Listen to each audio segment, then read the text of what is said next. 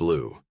The small, fluffy male kitten with big blue eyes and a pink nose yawned widely as he stretched his tiny paws. It had been a long, exhausting morning of tolerating the chaos around him, and now all Blue wanted was a quiet place to nap. Unfortunately, his housemates had other ideas. Blue first ventured into the living room where Duke, the rambunctious German shepherd, was making a spectacle of himself in front of the mirror. Duke was busy practicing his "Who's a good boy?" face, his tail wagging furiously as he admired his reflection. Blue watched with a mix of disbelief and irritation.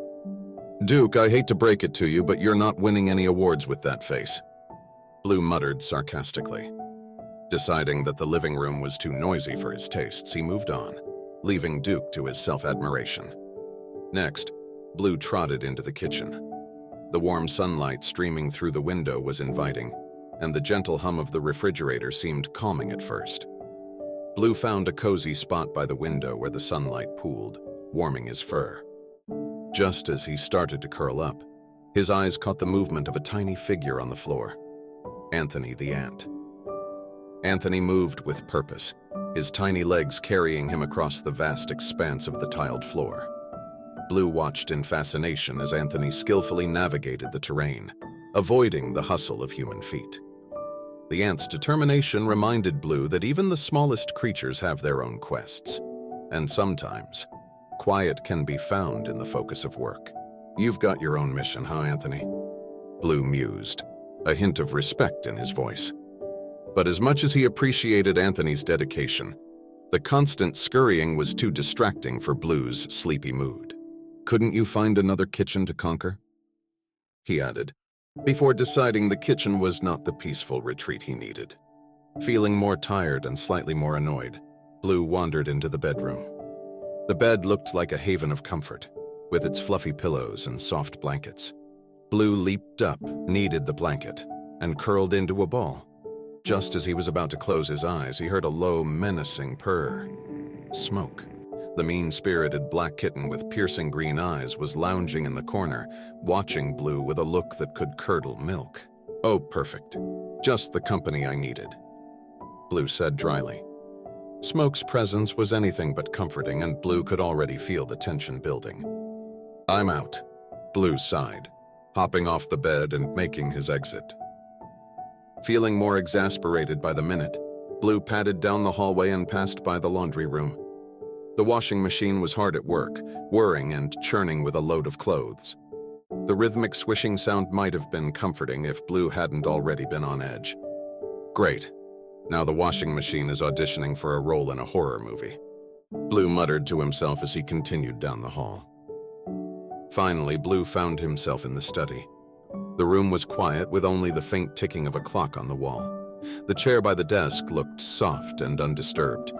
Blue jumped onto it, circled once, and settled down, finally allowing himself to relax. Just as he was about to drift off, he heard a faint scratching noise. Blue opened one eye, scanning the room with a weary expression.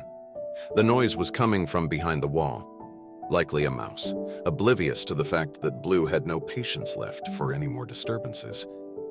Of course. Why wouldn't there be a mouse? Blue groaned.